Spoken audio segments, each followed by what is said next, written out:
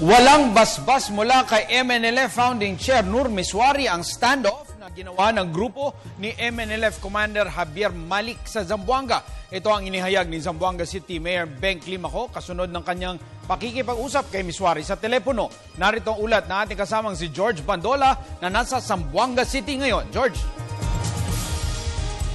Hindi daw approve ni Nur Miswari ang naging hakbang ng kanyang sariling tao na si Javier Malik nang lusubin ito ang Zamboanga City.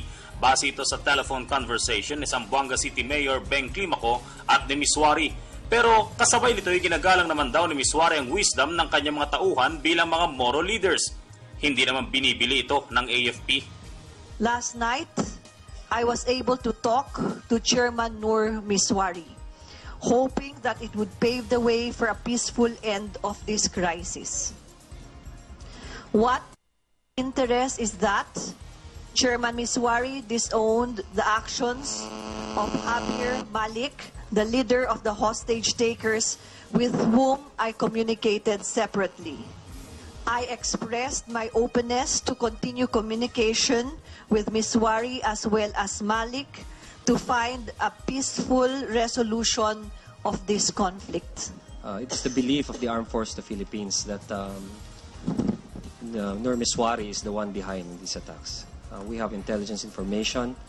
We have other information, not just from our intelligence net, and that Commander Malik did not act freely on his own.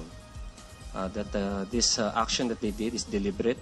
Sa ika-4 na araw na pag-atake ng MNLF, patuloy na hostage ng 180 MNLF rebels ang may 170 sibilyan sa 6 na barangay ng Zamboanga City. Patuloy na nananawagan si Mayor Climaco na pakawalan ng mga hostage at bumalik na lang sa negotiating table. I urge the hostage takers, please let go of all the hostages.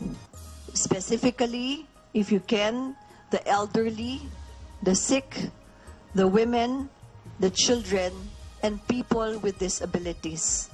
If possible, all hostages. Our heart goes out to the families of those who were killed and wounded in this spate of events. Vaya con Dios a todos.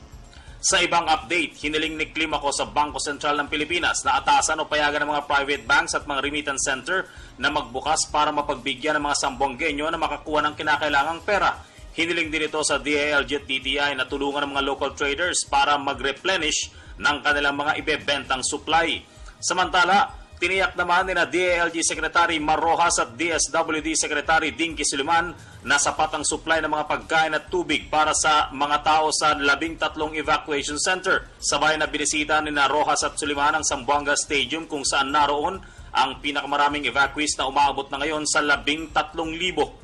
Sabi nila, marami daw ang bigas na nasa paligid lamang ng Zamboanga tulad ng Basilan, Tawi-Tawi at Sulu na madaling ilipat sa Zamboanga kung kinakailangan. Sapat ho ang pagkain, sapat ang mga doktor, ang mga gamot, at portalet, banig, kumot, pati tents ay mapaparating doon. No? So sa ating mga kababayan, magsilikas po tayo. Ayaw ho natin na madamay tayo dito. Gulo na ito. Yung mga wala naman. Mula sa Zamboanga City, kasama sina Eddie Arellano at Julius Masayon para sa Telebisyon ng Bayan, George Bandola.